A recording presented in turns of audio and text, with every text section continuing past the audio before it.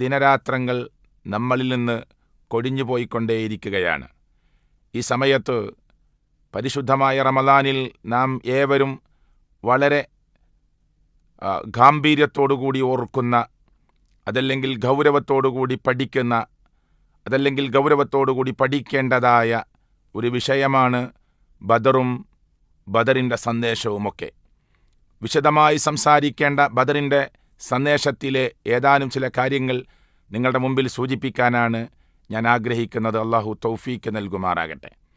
സഹോദരങ്ങളെ, ബദർ എന്ന് പറയുന്ന യുദ്ധം ഉണ്ടാകുന്നതിന് മുമ്പ് മുഹമ്മദ് റസൂൽ കരീം സല്ലല്ലാഹു അലൈഹി വസല്ലമയും സഹാബ കിറാമും ഒരു യുദ്ധത്തിന് വേണ്ടി ഇറങ്ങിപ്പുറപ്പെട്ടതല്ല. മറിച്ച് നമ്മളൊക്കെ മനസ്സിലാക്കിയതുപോലെ ഒരു കച്ചവട സംഘത്തെ തടയാനായിരുന്നു സത്യത്തിൽ അള്ളാഹുവിൻ്റെ പ്രവാചകനും സഹാബ കിറാം റളിയല്ലാഹു അൻഹും ഇറങ്ങിപ്പുറപ്പെട്ടിട്ടുണ്ടായിരുന്നത്.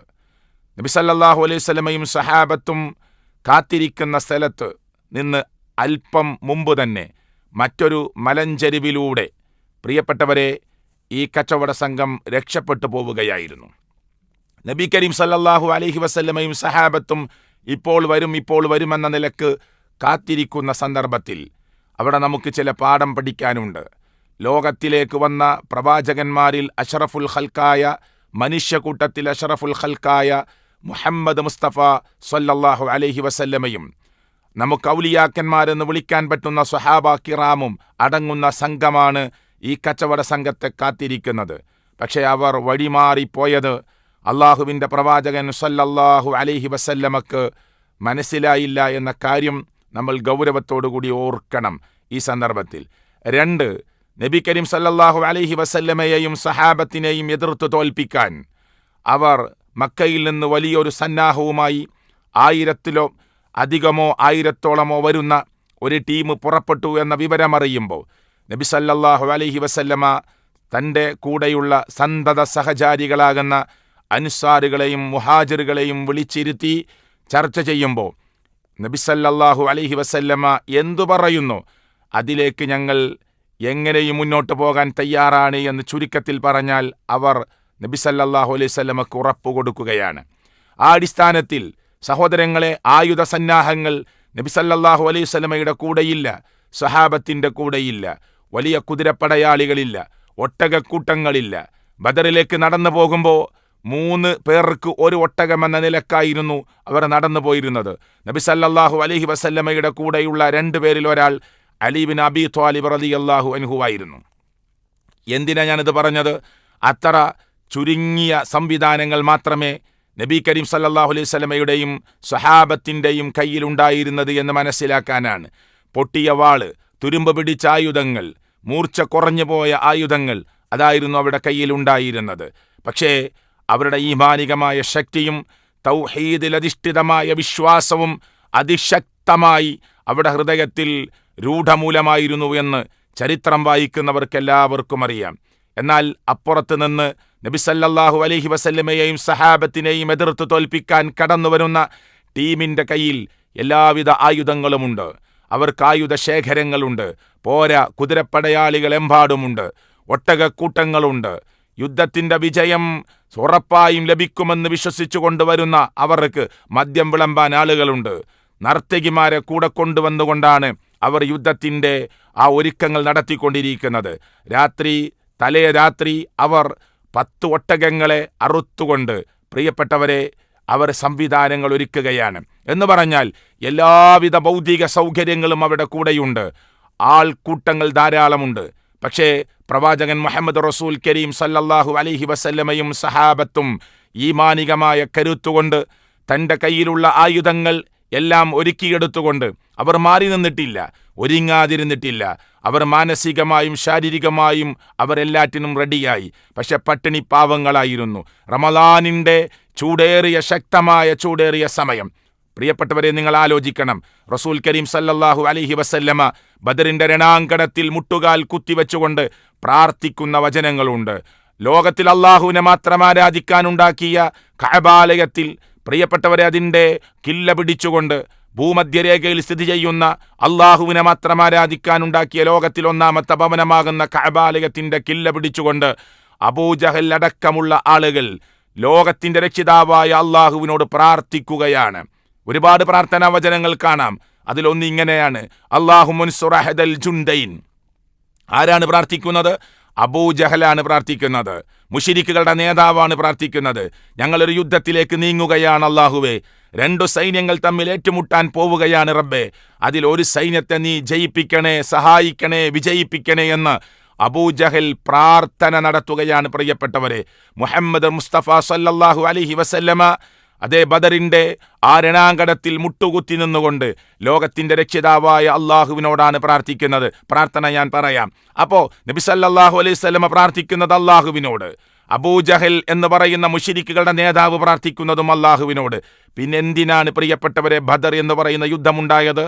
ബദർ എന്ന് പറഞ്ഞാൽ തൗഹീദും ഷിർക്കും തമ്മിലുള്ള പോരാട്ടമാണ്. ഹക്കും ബാത്തിലും തമ്മിലുള്ള പോരാട്ടമാണ്. സത്യവും അസത്യവും തമ്മിലുള്ള പോരാട്ടമാണ്. ഇരുട്ടും വെളിച്ചവും തമ്മിലുള്ള പോരാട്ടമാണ്. നീതിയും അനീതിയും തമ്മിലുള്ള പോരാട്ടമാണ്. അപ്പൊ പിന്നെ തൗഹീദും ഷിർക്കും തമ്മിലുള്ള പോരാട്ടമായിട്ട് അബൂജഹൽ എന്ന് പറയുന്ന മുശ്രിക്കുകളുടെ നേതാവ് ലോകത്തിന്റെ രക്ഷിതാവായ അള്ളാഹുവിനോട് പ്രാർത്ഥിച്ചുകൊണ്ടാണ് ബദറിലേക്ക് പുറപ്പെടുന്നതെങ്കിൽ, മുഹമ്മദ് മുസ്തഫ സല്ലല്ലാഹു അലൈഹി വസല്ലമ ലോകത്തിന്റെ രക്ഷിതാവായ റബ്ബിനോട് കരഞ്ഞ് കരഞ്ഞ് പ്രാർത്ഥിക്കുന്നുവെങ്കിൽ പിന്നെന്തിനാണ് പ്രിയപ്പെട്ടവരെ ബദർ? അവിടെയാണ് നമ്മൾ ബദറിന്റെ സന്ദേശത്തിൽ ഒന്നാമത്തെ കാര്യം പഠിക്കേണ്ടത്. കാരണം മക്കയിൽ ജീവിക്കുന്ന മുശ്രിക്കുകളായ ആളുകൾ, ആ നാട്ടിൽ ജീവിക്കുന്ന മുശ്രിക്കുകളായ ആളുകൾ, നബി സല്ലല്ലാഹു അലൈഹി വസല്ലമയെ ശത്രുവായി കാണുന്ന ആളുകൾ, അവർ അള്ളാഹുവിനോട് പ്രാർത്ഥിക്കാത്തവരല്ല. അവർ അള്ളാഹുവിന്റെ പേരിൽ നേർച്ച വഴിപാടുകൾ അർപ്പിക്കാത്തവരല്ല. അവർ അള്ളാഹുവിന്റെ പേരുച്ചരിക്കാത്തവരല്ല. അവർ കഅബാലയത്തിന്റെ മുറ്റത്തേക്ക് തെൽബിയത്ത് മുടക്കി വന്നവരാണ്.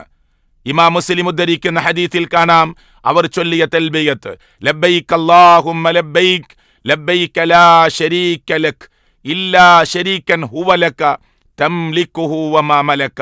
അതിന്റെ അർത്ഥം എന്താണ് പ്രിയപ്പെട്ടവരെ? അല്ലാഹുവേ, നിന്റെ വിളിക്കുത്തരം നൽകി ഇതാ വന്നിരിക്കുന്നു, നിനക്കൊരു ശരീക്കുമില്ല, ഒരു പങ്കാളിയുമില്ല. ആ 2 വരികൾ മനോഹരമാണ്. എത്ര മനോഹാരിതയുള്ള വരികളാണ്! തൗഹീദ് ഉദ്ഘോഷിക്കുന്ന വരികളാണ്. നബി കരീം സല്ലല്ലാഹു അലൈഹി വസല്ലം അവരോട് പറയാറുണ്ടായിരുന്നു, അവിടെ വെച്ച് നിങ്ങൾ നിർത്തൂ, ഇനി ബാക്കി നിങ്ങൾ സാധാരണ ചൊല്ലുന്നത് ചൊല്ലരുത് എന്ന് പറഞ്ഞിട്ടുണ്ടായിരുന്നു. ബാക്കി എന്താണ് അവർ ചൊല്ലിയത്? ഇല്ലാ ശരീകൻ ഹുവ ലക തംലികുഹു വമാ മലക. നിനക്ക് പങ്കാളിയുണ്ട്, ആ പങ്കാളി നിനക്കുള്ള പങ്കാളിയാണ്, ആ പങ്കാളിയുടെ ഉടമസ്ഥാവകാശം നിന്റെ പക്കലാണ്, ആ പങ്കാളികളുടെ അധികാരം നിന്റെ പക്കലാണ്. ആ പങ്കാളികളിൽ നിന്ന് ഞങ്ങൾ പ്രതീക്ഷിക്കുന്നത് നീ കൊടുത്ത കഴിവിൽ നിന്ന് സഹായിക്കുമെന്നാണ്. പ്രിയപ്പെട്ടവരെ, ഇതായിരുന്നു ആര് ചൊല്ലിയ തെൽബിയത്ത്? മക്കയിലെ മുശ്രിക്കുകൾ ചൊല്ലിയിരുന്ന തെൽബിയത്ത് എന്ന് അള്ളാഹുവിന്റെ പ്രവാചകൻ സല്ലല്ലാഹു അലൈഹി വസല്ലമയിലൂടെ സ്വഹീഹ് മുസ്ലിമിൽ ഉദ്ധരിച്ചു വരുന്ന ഹദീസിൽ നമുക്ക് വായിക്കാൻ പറ്റും. അപ്പൊ അവർ അള്ളാഹുവിന്റെ വിളിക്കുത്തരം നൽകി വന്നിട്ടുണ്ടായിരുന്നു. അള്ളാഹ് എന്ന പദം അവർ പ്രയോഗിച്ചിട്ടുണ്ടായിരുന്നു. അള്ളാഹുവിനെ വിളിച്ചവർ പ്രാർത്ഥിച്ചിരുന്നു.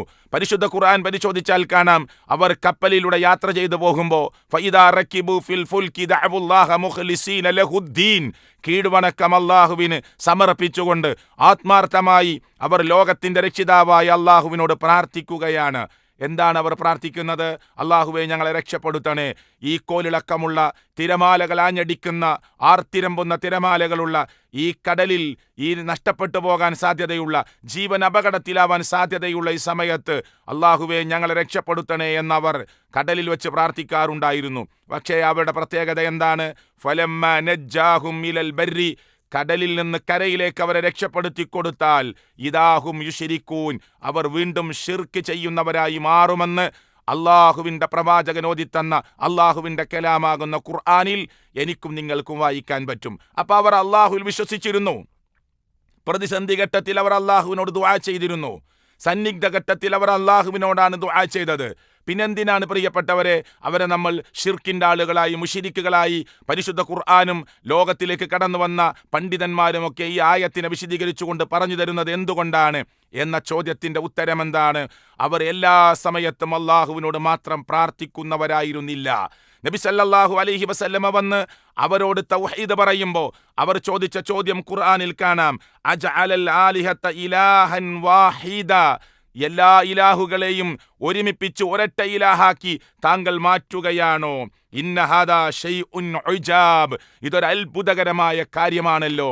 എല്ലാ ഇലാഹുകളും. അപ്പൊ അവർക്ക് ഇലാഹ് എന്ന് പറഞ്ഞാൽ അവർക്കറിയാം, പ്രതിസന്ധി ഘട്ടങ്ങളിൽ, വിഷമഘട്ടങ്ങളിൽ, ദുഃഖഘട്ടങ്ങളിൽ അവർ ആ ഇലാഹുകളെ സമീപിക്കുമായിരുന്നു, അവരുടെ വിഷമങ്ങൾ തീർന്നു കിട്ടാൻ. അങ്ങനെയുള്ള ഒരുപാട് ഇലാഹുകളെ സമീപിക്കുന്ന മുശ്രിക്കുകളായ ആളുകൾ നബി സല്ലല്ലാഹു അലൈഹി വസല്ലമ പ്രാർത്ഥന അള്ളാഹുവിനോട് മാത്രമെന്ന് പറയുമ്പോൾ, ഇബാദത്ത് അള്ളാഹുവിന്റെ മുമ്പിലേക്ക് മാത്രമെന്ന് പറയുമ്പോൾ, ദുആ അള്ളാഹുവിലേക്ക് മാത്രമെന്ന് പറയുമ്പോൾ, നേർച്ച വഴിപാടുകൾ അള്ളാഹുവിലേക്ക് മാത്രമെന്ന് പറയുമ്പോൾ അവർ ചോദിച്ച ചോദ്യമാണ്, എല്ലാ ഇലാഹുകളെയും ഒരുമിപ്പിച്ച് ഒരൊറ്റ ഇലാഹാക്കി മാറ്റാനാണോ താങ്കൾ വന്നിട്ടുള്ളത്? ഇതൊരു അത്ഭുതകരമായ കാര്യമാണല്ലോ എന്ന് അവർ നബി സല്ലല്ലാഹു അലൈഹി വസല്ലമയോട് ചോദിക്കുന്നത് പ്രിയപ്പെട്ടവരെ നമുക്ക് പരിശുദ്ധ ഖുർആനിൽ കാണാൻ പറ്റും. അപ്പോ ഈ പറഞ്ഞു വന്നതിന്റെ അർത്ഥതലം എന്താണ്? അവർക്ക് ഇലാഹിനറിയാമായിരുന്നു, അള്ളാഹുവിനറിയാമായിരുന്നു. അപ്പൊ പിന്നെന്തിനാണ് ബദർ ഉണ്ടായത്? ഞാൻ പറഞ്ഞല്ലോ, ബദർ എന്ന് പറഞ്ഞാൽ തൗഹീദും ശിർക്കും തമ്മിലുള്ള പോരാട്ടമാണ്. ആ തൗഹീദ് എന്ന് പറഞ്ഞാൽ ഏത് പ്രതിസന്ധി ഘട്ടത്തിലും, ഏത് പ്രതികൂല സാഹചര്യത്തിലും, ഇരുട്ടിലും വെളിച്ചത്തിലും, പ്രിയപ്പെട്ടവരെ രാപ്പകലുകളിലും അന്ത്യയാമങ്ങളിലും എല്ലാ സ്ഥലങ്ങളിൽ വെച്ചും നമുക്ക് വിളിക്കാനുള്ളത് ലോകരക്ഷിതാവായ അള്ളാഹുവിനെ മാത്രമാണ്. അവന്റെ പേരിൽ മാത്രമാണ് സത്യം ചെയ്യാനുള്ളത്. നേർച്ച വഴിപാടുകൾ അവന്റെ പേരിൽ മാത്രമാണ് നമുക്ക് സമർപ്പിക്കാനുള്ളത്. അത് തെറ്റിച്ചവരായിരുന്നു മുശ്രിക്കുകൾ എന്ന് പറയുന്ന ആളുകൾ. അവർ അള്ളാഹുവിനോട് പ്രാർത്ഥിക്കും, അള്ളാഹു അല്ലാത്തവരോടും പ്രാർത്ഥിക്കും. എന്നിട്ട് അവർ അതിനു വേണ്ട ദുർന്യായങ്ങൾ നിരത്തും. പരിശുദ്ധ ഖുർആനിലെ 39-ാം അധ്യായം സൂറത്ത് സുമറിലെ 3-ാമത്തെ വചനത്തിൽ കാണാം, മാ നഅ്ബുദുഹും ഇല്ലാ ലിയുഖർരിബൂനാ ഇലല്ലാഹി സുൽഫാ. അവർ പറഞ്ഞ ന്യായമാണത്, ഞങ്ങൾ ഇവരെ ആരാധിക്കുന്നില്ല അള്ളാഹുവിലേക്കൊരടുപ്പം അടുപ്പിക്കുന്നതിന് വേണ്ടിയല്ലാതെ. ഇത് 39-ാം അധ്യായം സൂറത്ത് സുമറിലെ 3-ാമത്തെ വചനമാണ്. 10-ാമത്തെ അധ്യായം സൂറത്ത് യൂനിസിലെ 18-ാമത്തെ ആയത്തിൽ കാണാം, ഹാഉലാഇ ശുഫആഉനാ ഇൻദല്ലാഹ്. ഇവർ ഞങ്ങൾക്ക് അള്ളാഹുവിൻ്റെ അടുക്കൽ ഞങ്ങൾക്ക് വേണ്ടി ശുപാർശ ചെയ്യും. ഇതാണ് രണ്ടാമത്തെ ന്യായം. ഒന്ന്, നമ്മൾ പാപികളാണ്, ദോഷികളാണ്, കുറ്റം ചെയ്തവരാണ്, തെറ്റ് ചെയ്തവരാണ്, അതുകൊണ്ട് നമ്മൾ ദൂരെ നിൽക്കുന്നവരാണ്. ഇവരൊക്കെ അള്ളാഹുവിലേക്ക് അടുത്തവരാണ്, വലിയ വലിയ മഹത്തുക്കളാണ്, ഇവർ അള്ളാഹുവിലേക്ക് നമ്മളെ അടുപ്പിക്കും എന്ന വിശ്വാസത്തോടു കൂടിയാണ് ഞങ്ങൾ അവരെ ആരാധിച്ചത്. 2, ഹാഉലാഇ ശുഫആഉനാ ഇൻദല്ലാഹ്. അള്ളാഹുവിൻ്റെ അടുക്കൽ ഞങ്ങൾക്ക് വേണ്ടി ഇവർ ശുപാർശ ചെയ്യും. ഈ കാണുന്ന ആളുകളൊക്കെ ഞങ്ങൾക്ക് വേണ്ടി റബ്ബിൻ്റെ അടുക്കൽ ശുപാർശ ചെയ്യുമെന്ന വിശ്വാസമാണ് ഇവർ അന്ന് ദുർന്യായമായി പറഞ്ഞത്. ഇന്നു പറഞ്ഞതല്ല. 1400 ചില്ലാൻ വർഷങ്ങൾക്ക് മുമ്പ് അള്ളാഹുവിന്റെ കലാമായി മുഹമ്മദ് റസൂൽ കരീം സല്ലല്ലാഹു അലൈഹി വസല്ലം ഓതിത്തന്ന പരിശുദ്ധ ഖുർആനിലാണ് ഈ ന്യായം അന്നത്തെ ആളുകൾ പറഞ്ഞുവെന്ന് അള്ളാഹു തആല നമ്മെ ബോധ്യപ്പെടുത്തുന്നത്. 3-ാമത്തെ ന്യായമായി അവർ പറഞ്ഞത്, അല്ല പ്രിയപ്പെട്ട മനുഷ്യരെ, അല്ല സുഹൃത്തുക്കളെ, അല്ല സഹോദരങ്ങളെ, നിങ്ങൾ ഈ കിടക്കുന്ന ഖബറിൽ കിടക്കുന്ന അല്ലെങ്കിൽ മരിച്ചുപോയ മഹാത്മാക്കളോട്, മഹത്തുക്കളോട് നിങ്ങൾ നിങ്ങളുടെ സങ്കടങ്ങൾ പറയുമ്പോൾ ഉപകാരം ചെയ്യാൻ അവർക്ക് കഴിവുണ്ടോ, ഉപദ്രവം വരുത്താൻ അവർക്ക് കഴിവുണ്ടോ എന്ന് ചോദിച്ചപ്പോൾ അവർ പറഞ്ഞ മറുപടി, ഖാലൂ ബൽ, അതൊന്നും ഞങ്ങൾക്കറിയേണ്ട ആവശ്യമില്ല, മറിച്ച് വജദിന ആബാഅന കദാലിക യഫ്അലൂൻ, ഞങ്ങളുടെ വാപ്പമാരെ, വല്ലിപ്പമാരെ, ഉപ്പമാരെ, ഉപ്പാപ്പമാരെ, പാരമ്പര്യമായി ഞങ്ങളുടെ കാരണവന്മാരെ ഞങ്ങൾ കണ്ടത് ഇപ്രകാരം ചെയ്യുന്നവരായിട്ടാണ്. ഈ 3 ന്യായമല്ലേ പ്രിയപ്പെട്ടവരെ ഇന്നും നമ്മൾ കൊച്ചു കേരളമെന്ന് പറയപ്പെടുന്ന അല്ലെങ്കിൽ അറിയപ്പെടുന്ന നമ്മുടെ നാട്ടിൽ പ്രിയപ്പെട്ടവരെ കേട്ടുകൊണ്ടിരിക്കുന്നത്, നമ്മുടെ ഉമ്മമാരുടെ നാവിൽ നിന്ന് കേൾക്കുന്നത്, നമ്മുടെ ഉപ്പമാരുടെ നാവിൽ നിന്ന് കേൾക്കുന്നത് ഈ ന്യായമല്ലേ? ഈ ഖബറിന്റെ മുന്നിലേക്ക് ഞങ്ങൾ പോകുമ്പോൾ ഈ ഖബറിലുള്ള ആള് പടച്ചവനല്ല, റബ്ബല്ല, മറിച്ച് നമുക്ക് വേണ്ടി അള്ളാഹുവിനോട് ശുപാർശ ചെയ്യും, അല്ലേ? അങ്ങനെയല്ലേ കേൾക്കുന്നത്? അതല്ലെങ്കിൽ ഞങ്ങളെ അള്ളാഹുവിലേക്ക് അടുപ്പിക്കും. ഞങ്ങളുടെ വാപ്പമാരും വല്ലിപ്പമാരും പണ്ഡിതന്മാരും ഒക്കെ ഇങ്ങനെ ചെയ്തു വന്നവരാണ് എന്നല്ലേ അവർ പറയുന്നത്. അപ്പൊ ബദറിൽ നിന്ന് കിട്ടുന്ന 1-ാമത്തെ പാഠം തൗഹീദ് ശരിക്ക് പഠിക്കുക എന്നതാണ്. മുശ്രിക്കുകളായ ആളുകളോട്, അന്നത്തെ ആളുകളോട് പരിശുദ്ധ ഖുർആൻ പറയുന്ന ഒരു പ്രയോഗമുണ്ട്. നിങ്ങൾ അർ-റഹ്മാനായ അള്ളാഹുവിന്റെ മുമ്പിൽ സുജൂദ് ചെയ്യണമെന്ന് പറഞ്ഞപ്പോ, വഇദാ ഖീല ലഹും ഉസ്ജുദൂ ലിർ-റഹ്മാൻ, നിങ്ങൾ റഹ്മാനായ റബ്ബിന്റെ മുമ്പിൽ സുജൂദ് ചെയ്യണമെന്ന് പറഞ്ഞപ്പോ അവർ ചോദിച്ചൊരു ചോദ്യമുണ്ട്. ഖാലു വമർ റഹ്മാൻ, അവർ ചോദിച്ചു എന്താണ് ഈ അർ-റഹ്മാൻ എന്ന് പറഞ്ഞാൽ അള്ളാഹുവിന്റെ നാമങ്ങളെ, അസ്മാഉകളെ, സിഫാത്തുകളെ അവർക്ക് വേണ്ടതുപോലെ അറിയുമായിരുന്നില്ല.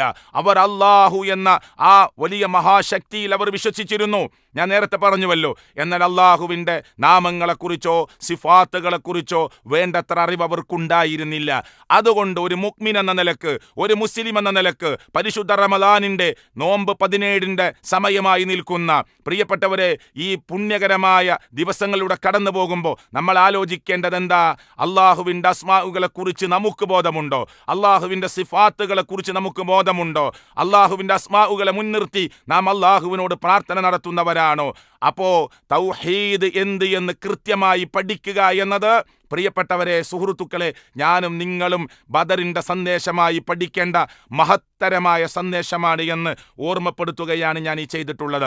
രണ്ടാമത്തെ സന്ദേശം റസൂൽ കരീം സല്ലല്ലാഹു അലൈഹി വസല്ലമയുടെ ആത്മാർത്ഥമായ കരഞ്ഞുകൊണ്ടുള്ള പ്രാർത്ഥന. വിശ്വാസികളെ, രണ്ടാമത്തെ സന്ദേശമായി പറയാനുള്ളത്, പ്രാർത്ഥനയ്ക്ക് വലിയ മഹത്വമുണ്ട്, വലിയ പ്രതിഫലമുണ്ട്, ഉത്തരമുണ്ട് എന്നത് നമ്മൾ മനസ്സിലാക്കേണ്ടതുണ്ട്.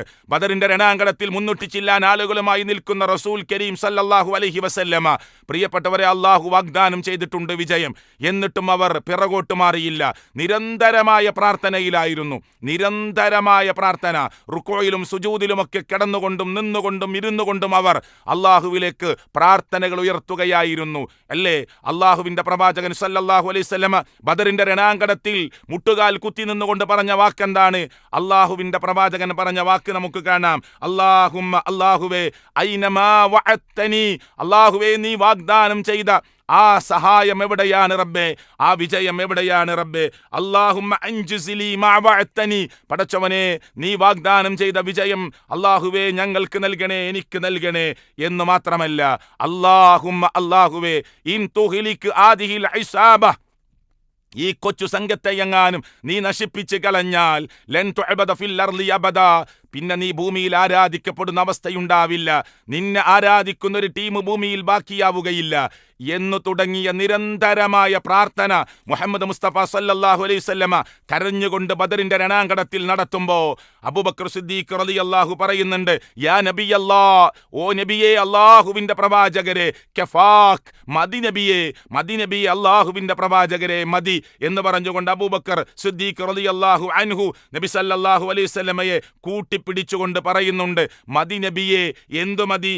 മുനാശദത്തുക റബ്ബക്, നിങ്ങൾ നിങ്ങളുടെ റബ്ബുമായി നടത്തിയ ഈ സംസാരമുണ്ടല്ലോ, അള്ളാഹുമായി നടത്തിയിട്ടുള്ള ഈ നിരന്തരമായ പ്രാർത്ഥനയുണ്ടല്ലോ, അത് മദി നബിയെ, നിങ്ങൾ കരയല്ല നബിയെ എന്ന് പറഞ്ഞ് അബൂബക്കർ സിദ്ദീഖ് റളിയല്ലാഹു അൻഹു മുത്തുനബി സല്ലല്ലാഹു അലൈഹി വസല്ലമയെ കൂട്ടിപ്പിടിച്ച് എഴുന്നേൽപ്പിച്ചിട്ട് പറയുന്നുണ്ട്, ഫഇന്നഹു സയുൻജിസു ലക മാ വഅദക്, താങ്കൾക്ക് റബ്ബ് നൽകിയ വാഗ്ദാനം, ആ വിജയമുണ്ടാകും നബിയെ, പിന്നെ എന്തിനാണ് നിങ്ങൾ ഇങ്ങനെ കരയുന്നത് എന്ന് ചോദിക്കുന്നു. എന്നിട്ടും വിജയമുണ്ട് എന്ന് മാത്രമല്ല, എവിടെ ഉത്ബ മരിച്ചു കിടക്കും, എവിടെ ഷൈബ മരിച്ചു കിടക്കും, എവിടെ വലീദ് മരിച്ചു കിടക്കും, എവിടെ അബൂ സുഫിയാനിന്റെ മകൻ ഹൻളല മരിച്ചു കിടക്കും എന്നൊക്കെ നബി സല്ലല്ലാഹു അലൈഹി വസല്ലം മാർക്ക് ചെയ്ത് പറഞ്ഞിട്ട് പോലും അവർ പിറകോട്ട് മാറിയില്ല. നിരന്തരമായ തവക്കുൽ ചെയ്തുകൊണ്ട് പ്രാർത്ഥനയോടുകൂടി അവർ മുന്നോട്ട് പോകുന്ന രംഗമാണ് ഞാനും നിങ്ങളും കണ്ടത്. മൂന്നാമത്തെ സന്ദേശമായി പ്രിയപ്പെട്ടവരെ ഓർമ്മപ്പെടുത്തുവാനുള്ളത്, നിരന്തരമായി അവർ അള്ളാഹുവിനെ ഓർത്തു എന്നതാണ്. നന്നായിട്ട് അള്ളാഹുവിനെ ഓർത്തു അവർ. നിരന്തരമായി ഒരു മിനിറ്റ് പോലും അള്ളാഹുവിനെ അവർ ഓർക്കാതിരുന്നില്ല. അത് അള്ളാഹുവിന്റെ ഖുർആനിൽ നമുക്ക് നിരന്തരമായി കാണാൻ പറ്റും. അള്ളാഹുവിനെ ഓർക്കുന്നവർക്ക് അള്ളാഹു വിജയം കൊടുക്കുകയാണ്. നാലാമത്തെ സന്ദേശമായി നമ്മൾ പഠിക്കേണ്ടത് അവിടുത്തെ ഇത്വാഅത്താണ്. നബി സല്ലല്ലാഹു അലൈഹി വസല്ലമയെ ആ സ്വഹാബികൾ അനുസരിക്കുകയാണ്. പ്രവാചകൻ എന്തു പറയുന്നുവോ പ്രവാചകൻ പിറകോട്ട് മാറുന്നില്ല. പ്രവാചകൻ മുന്നിൽ നിൽക്കുകയാണ്. എല്ലാ പ്രവർത്തനത്തിലും മുന്നിൽ നിൽക്കുകയാണ്. നബിയുടെ കൽപ്പനകൾക്കനുസൃതമായി അവർ നബി സല്ലല്ലാഹു അലൈഹി വസല്ലമയെ അനുസരിച്ചുകൊണ്ട് മുന്നോട്ട് പോകുന്ന ആ രീതി നമുക്ക് അവിടെ കാണാൻ പറ്റുന്നു. ഇനിയും കുറേ കാര്യങ്ങളുണ്ട്. നമ്മൾ ഈ സന്ദേശത്തിൽ ഇത് ഇവിടെ വെച്ച് ചുരുക്കുകയാണ്. അപ്പോൾ 4 സന്ദേശങ്ങളാണ് ഞാൻ ഈ സമയത്ത് ഓർമ്മപ്പെടുത്തിയിട്ടുള്ളത്. അതിലേറ്റവും മർമ്മമാണ് തൗഹീദ്. ആ തൗഹീദ് മനസ്സിലാക്കുവാനുള്ള നല്ല ബുദ്ധിയും ശക്തിയും നമുക്കുണ്ടാവണം. അതിനു വേണ്ടിയാകട്ടെ ഈ ബദറിന്റെ സന്ദേശം നമ്മൾ കേൾക്കുന്നത്. നിരന്തരമായി റബ്ബിലേക്ക് നാം ഉയർത്തേണ്ട പ്രാർത്ഥനകൾ ബദറിന്റെ സന്ദേശമായി നമ്മുടെ മുന്നിലേക്ക് വരണം. എല്ലാ സമയത്തും അള്ളാഹുവിനെ ഓർക്കുവാനുള്ള, നിരന്തരമായി റബ്ബുമായി അടുക്കുവാനുള്ള നല്ല ബോധം നമ്മുടെ മനസ്സിലുണ്ടാവണം. അള്ളാഹുവിന്റെ ഖുർആൻ ആവശ്യപ്പെട്ടതുപോലെ പ്രിയപ്പെട്ടവരെ, ഏറ്റവും നല്ല മുവഹിദുകളായി നമ്മൾ ജീവിക്കാൻ ശ്രമിക്കണം. റബ്ബ് തൗഫീക്ക് നൽകുമാറാകട്ടെ. അള്ളാഹുവിന്റെ കാവൽ നമുക്ക് ലഭിക്കുമാറാകട്ടെ. ബദറിന്റെ സന്ദേശം ഓർക്കുന്ന ഘട്ടത്തിൽ അവരുടെ എണ്ണം വെച്ചുകൊണ്ട് പലഹാരങ്ങൾ ഉണ്ടാക്കി അതൊരു ആഘോഷമാക്കി മാറ്റുന്ന ആളുകൾ അള്ളാഹുവിന്റെ സന്ദേശമാണ് പഠിക്കേണ്ടത്, തൗഹീദാണ് പഠിക്കേണ്ടത് എന്ന ഗൗരവപൂർവമുള്ള ഓർമ്മ ഓർമ്മപ്പെടുത്തൽ മാത്രം നൽകിക്കൊണ്ട് ഞാൻ എൻ്റെ വാക്കുകൾ അവസാനിപ്പിക്കുകയാണ്. അള്ളാഹുവേ, ഞങ്ങളുടെ അമലുകൾ നീ സ്വീകരിക്കണേ അല്ലാ, ഞങ്ങളുടെ അമലുകൾ നീ സ്വീകരിക്കണേ അല്ലാ. അള്ളാഹുവേ, നിന്റെ മാർഗത്തിൽ ത്യാഗപൂർണമായ ജീവിതം നയിക്കാനുള്ള സൗഭാഗ്യം ഞങ്ങൾക്ക് നൽകണേ അല്ലാ. റബ്ബനാ ആതിനാ ഫിദ്ദുനിയ ഹസന വഫിൽ ആഖിറതി ഹസനതൻ വഖിനാ അദാബന്നാർ. ആമീൻ ആമീൻ ബിറഹ്മതിക യാ അർഹമർ റഹീമീൻ. അസ്സലാമു അലൈക്കും വറഹ്മത്തുള്ളാഹി വബറകാതുഹു.